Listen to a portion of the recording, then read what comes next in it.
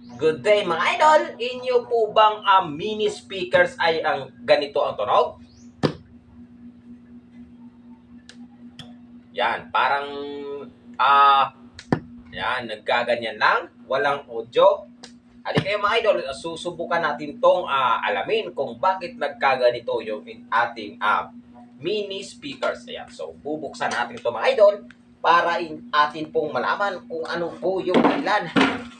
Bakit po siya ganito tumunog?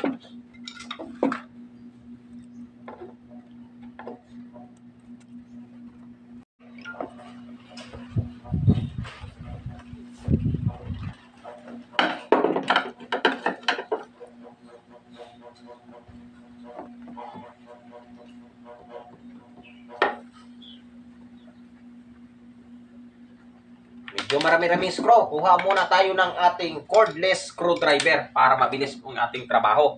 Maraming screw. Gagamit na lang ako ng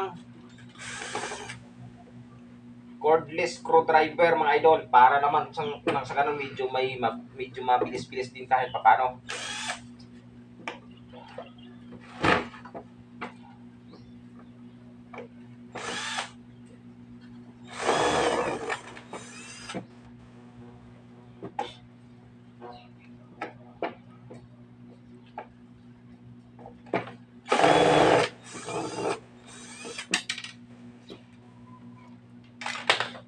Yan, so atin siya ngayong bubuksan. Yun, yung laman niya, power supply lang. Nasa harap pala yung kanyang amplifier. Ikot-ikot. Nandito pala sa harap yung kanyang amplifier. Ito yung ating bubuksan.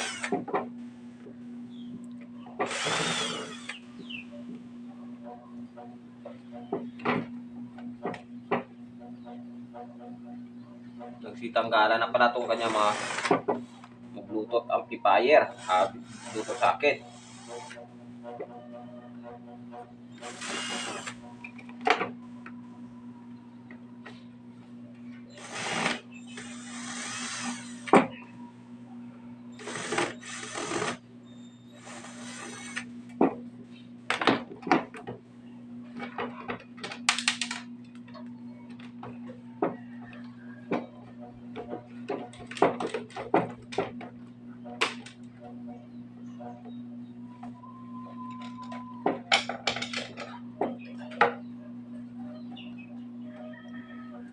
Yan, ito na ngayon yung ating Bluetooth speaker o mini speaker box. Yan, kung tawagin. Yan, so ating titingnan kung bakit po nakita nyo, nagsikalasan yung kanyang nilagyan ng USB at saka memory card. Siguro pinili to ng may-ari. Yan, so nabalikan natin. Wala ba Bluetooth to? Tingnan muna natin kung may Bluetooth o wala. Meron siya mga idol. So hindi na mahirap para sa atin.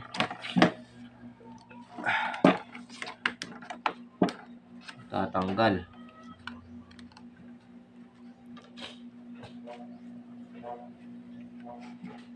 Dapat.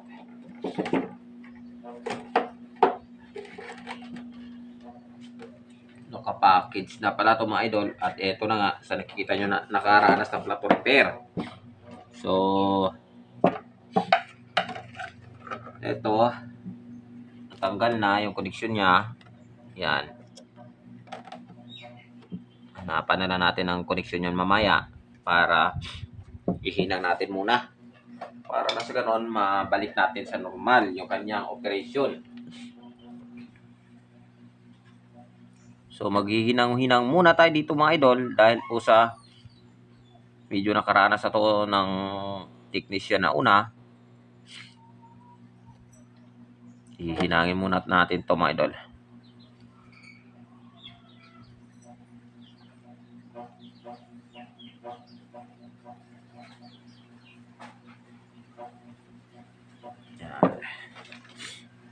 Napakatipid na kasi ngayon ng mga amplifier mga idol. Sa nakikita yan o. Kita nyo naman. Halos wala na, isang board na lang yung konektado dito mga idol. Ito na, naka-circuit na lang lahat. Halos, ayan, kung nakikita nyo yan. Ito, kung nakikita nyo to, naka-circuit na. Ito na lang yung power transistor niya. 1, 2, 3, 4. Tapos yung iba naka-SMD na lahat mga idol. Yan o, eto, naka-SMD na. Focus mo nga. Yan yung pyesa niya, ito, naka-SMD na lahat. Yan, at saka ito pa yung kabila. Yan, ito, naka-SMD to. Yan, mga pyesa na. At saka ito pa, sa control niya. Naka-SMD na rin. Yan. Halos SMD na lahat ng ating sound mga idol ngayon. Kaya mura na lang. Mura na lang bilhin. Mahirap nito kapag nag-trouble tayo. Siyempre, dahil SMD na, medyo hirap na tayo makahanap ng pyesa dahil nga po sa SMD yung ating appliances.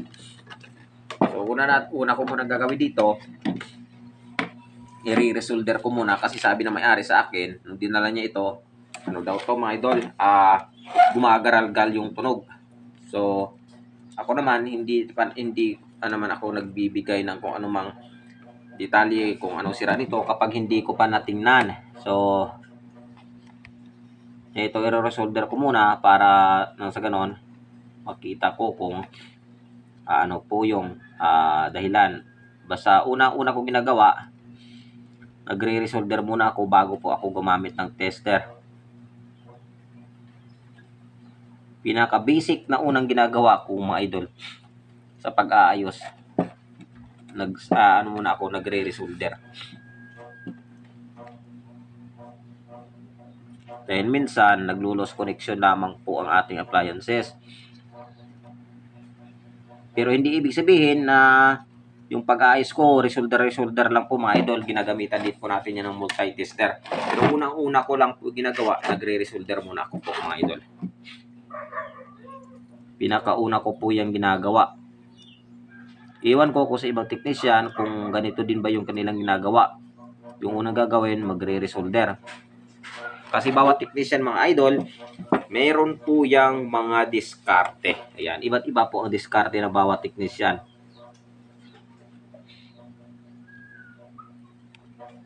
At alam ko naman na hindi naman po ako magaling. Yan. Kumbaga, ginagawa ko lamang po kung ano yung kaalaman na natutunan ko nung nag-aaral pa ako sa TESDA. Dahil hindi ko naman ikinakaya na ako po'y isang TESDA graduate. Ayan. At proud tayo dyan kasi mga idol, dito ko nabuhay yung pamilya ko nung hindi pa ako gumagawa ng mga video key at soundbox sa pagre-repair. At dahil po yan sa TESDA. At siyempre dahil din po sa magaling naming instructor na si Sir Romeo Siwagan. At siyempre sa may-ari din ng school sa PEII pala, doon ako nag-aral at nag-training sa Professional Electronics Institute. Yan, yun yung aking pinag-aralan ng electronics sa TESDA mga idol.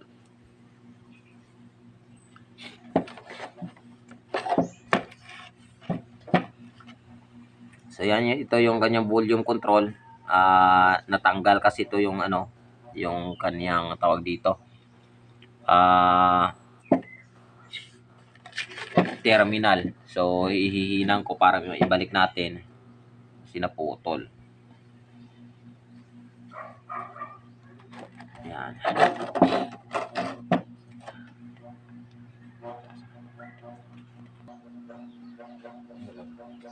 So, dahil po mga idol, sa aking pagtitingin, hindi po siya tumutunog dahil nga po pala sa kanyang card reader na hindi po nag-connect po yung input niya. Wala po siyang input mula po sa ating, kahit na ito RCA cord natin, kahit galaw-galawin natin to, wala tayong makukuha audio. Pero pag dito po, sana naririnig nyo, may audio po tayo nakukuha. So, ibig sabihin, sira po itong kanyang card reader na mayroon po siyang Bluetooth decoder. Ito po yung ating salarin. Kaya po pala wala sang audio. So, ngayon, gagawin natin mga idol, ililipat natin yung input doon sa RCA, ilalagay natin dito sa kanyang input para naman po sa ganun, makakuha tayo ng audio. So, sasabihan na lang natin na may-ari na kapag po medyo, kung mayroon siyang budget, bibili na lang po siya ng Bluetooth decoder at atin na lang po ikakabit. So, pansamantala, ito po muna yung ating gagawin. Iba-bypass lang po muna natin yung ating input. Para naman po na sa ganon, magamit po ng may-ari. Tanggalin ko lang po yung kanyang socket. Yan, ito po yung audio natin sa RCA. Ililipat ngayon natin dito sa kanyang audio. Hanapin ko lang kung saan yung audio in niya dito. Alam ko may diagram to. Hanapin na natin para magamit pa naman ng may-ari sa kaniyang bahay. Yan. So, yan, natanggal ko na. Yan, dito tayo ngayon kukuha ng diagram niya. Ito yung kaniyang diagram. Low, ground. Yan, so ito siya. Bali, ito yung wire na tong tatlo.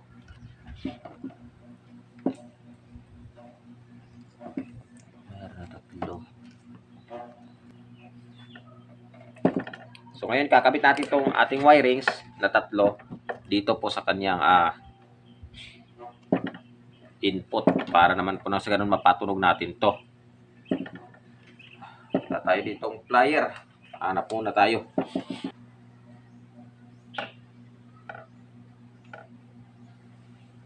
Sira yung kanyang decoder. Kaya pala walang audio. So ito ngayon, lalagyan natin siya ng audio input mula sa RCA para naman po nang sa ganoon may patutugtugin yung may-ari.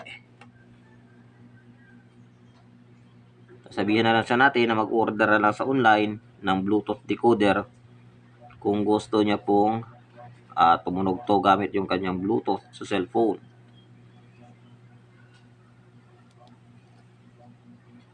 Pero pansamantala, gagawa natin to ng remedy.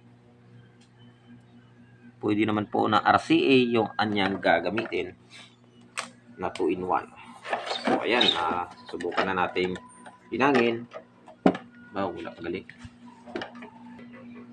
So, eto na mga idol. So, sinasabi ko nga, dahil sira yung kanyang USB decoder at saka Bluetooth decoder, i-dinire ko na lang po yung ating linya ng RCA dito sa kanyang input. So, base sa inyong naririnig, meron na tayong audio na nakukuha. Ayan. So, successful po yung ating pag-modify. Maraming salamat po. The pride of the province Iloilo. This is the